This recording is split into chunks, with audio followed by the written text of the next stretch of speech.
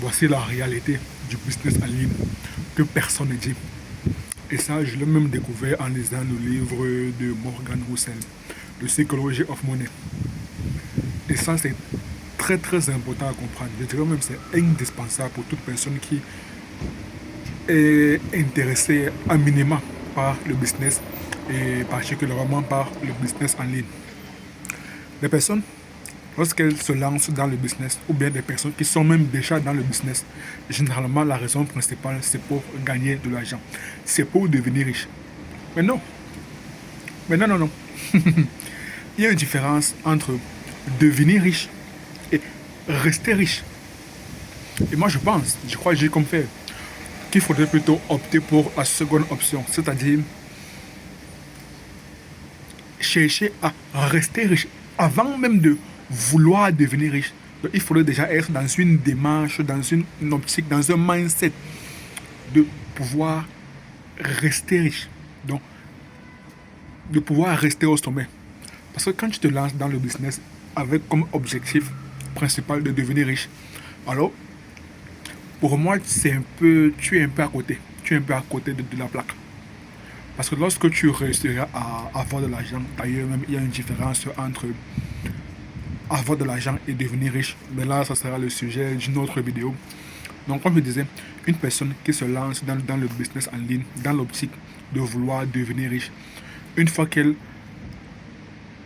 accumulera de la richesse, une fois elle aura de l'argent, si elle n'a pas été dans l'optique de pouvoir garder la richesse, alors très très probablement, au fur et à mesure, elle perdra cette richesse. Parce que la compétence de devenir riche, la compétence de rester riche sont deux choses qui peuvent paraître au premier abord identiques, donc des compétences identiques, mais non. Ce sont des compétences différentes, ce sont des compétences distinctes. Parce que quand tu veux juste devenir riche, alors mon ami, tu vas prendre des risques. Parce que pour gagner de l'argent, alors il va falloir prendre des risques. Ceux qui gagnent réellement de l'argent, bon, du moins, ceux qui gagnent beaucoup d'argent sont ceux qui prennent le plus de risques. Plus tu prends des risques, plus ta rémunération en sera impactée. Donc, comme je disais, pour devenir riche, tu dois prendre des risques. Par contre, pour rester riche, là, tu comprends que c'est clairement une autre science, c'est clairement autre chose. Parce que, imaginons, voilà, depuis là, je ne fais que parler de manière abstraite, mais prenons un cas de figure très très simple. Toi, tu te lances dans le business en ligne parce que tu aimerais devenir riche. Imaginons que dans 3 ans, tu as réussi à être millionnaire. Tu as réussi à avoir le million d'euros. Là, maintenant, tu conviens avec moi que tu dois développer une autre compétence pour garder ce million d'euros. Parce que si tu continues avec la même compétence qui t'a permis d'atteindre le million d'euros, donc tu prendras encore beaucoup plus de risques. Et il se pourrait, il y a de très grandes chances que tu perdes ton million d'euros. Donc clairement, ce sont deux choses clairement distinctes. La raison pour laquelle moi, je pense qu'il est préférable, ça ne reste que mon humble avis, je pense qu'il est préférable dès le départ d'être dans l'optique de pouvoir rester au sommet.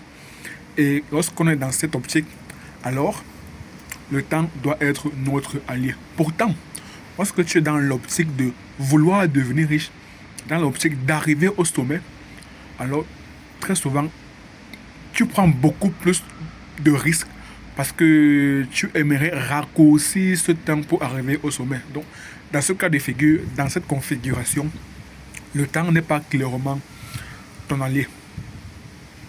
Par contre, dans la configuration dans laquelle tu as le mindset de pouvoir rester au sommet dès le départ, tu as le mindset de vouloir rester au sommet. Alors c'est un peu comme si tu investissais, voilà. Tu n'es pas dans le business, tu n'es pas dans l'entrepreneuriat, tu es beaucoup plus dans l'investissement. Chaque jour, tu fais...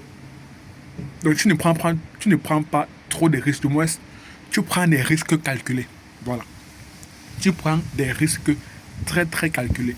Pas des risques extrêmes, même si ce sont des risques extrêmes, mais au moins ce sont des risques calculés. Donc tu sais exactement ce que tu peux gagner, tu sais exactement ce que tu peux perdre, tu connais le prix à payer. Est-ce que tu es donc prêt à payer ce risque? Telle est la question. Pourtant, ceux qui sont juste dans le mindset de vouloir devenir riche, d'arriver au sommet le plus rapidement possible, très souvent ne mesurent pas réellement le prix à payer. Très souvent, on ne mesure pas le prix à payer. Et moi, c'est l'erreur que j'ai commise. Parce que c'est depuis 2022 que j'ai commencé à être plus ou moins intéressé par l'entrepreneuriat, par le business en ligne. C'est réellement en 2022 que j'ai commencé à mettre au fur et à mesure le pied dans le business en ligne. Et 2023, je prenais des risques inconsidérés au point où il y a eu un mois où j'ai eu des difficultés à payer mon loyer. Donc j'ai clairement misé mon loyer.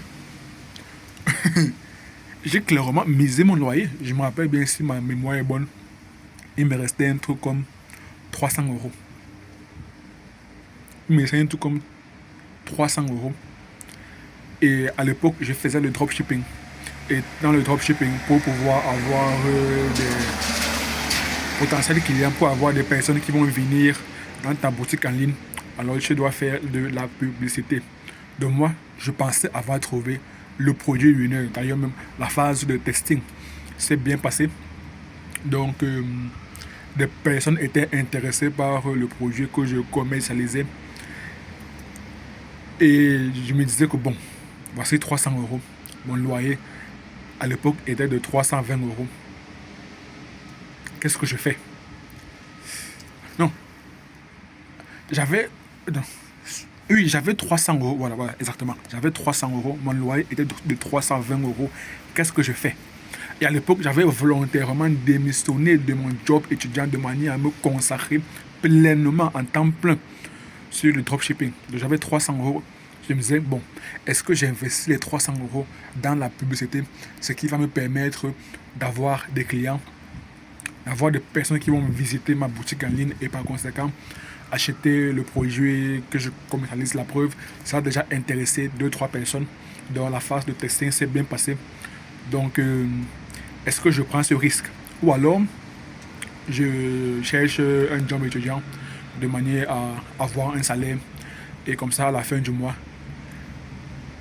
avec mon salaire de job étudiant, je paye mon loyer de manière sereine. Mais moi, à l'époque, n'étant pas conscient des risques que je prenais, comme je disais, j'avais pris des risques inconsidérés.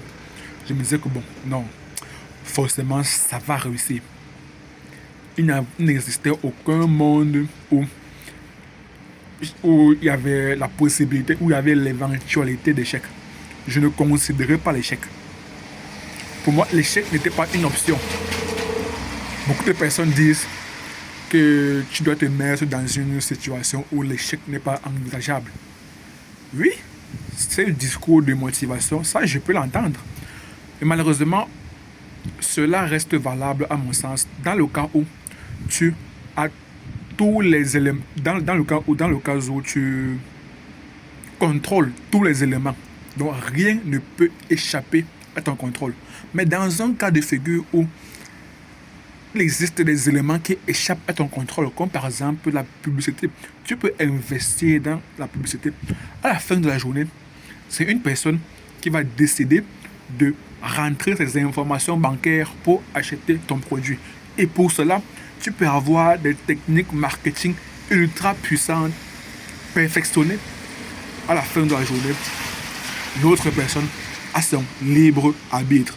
C'est elle qui décide si elle va acheter ton produit ou pas. Et malheureusement, ça, ce n'est pas un élément que je contrôle. Donc normalement, à l'époque, j'aurais dû considérer l'éventualité de ne pas réussir à être rentable à partir de mes 300 euros. Donc normalement, si j'avais été beaucoup plus intelligent et beaucoup plus sage à l'époque, bon, moi je qualifie cela des erreurs de jeunesse et je pense qu'il faudrait passer par là. Si à l'époque j'avais été beaucoup plus sage, je n'aurais pas investi mes 300 euros, je n'aurais pas misé mon loyer. J'aurais juste cherché un job étudiant de manière à avoir un revenu garanti qui me permettrait de payer mon loyer. Voilà donc. Par exemple, là, que moi je pense que lorsqu'on se lance dans le business, l'objectif n'est pas réellement de vouloir devenir riche. L'objectif est de rester riche et de rester au sommet. Lorsqu'on arrive dans le business, l'objectif est de rester dans le business. La plupart des entrepreneurs considèrent le business comme like a game. So, l'objectif, c'est de rester dans le game. C'est tout. Rendez-vous dans la prochaine vidéo.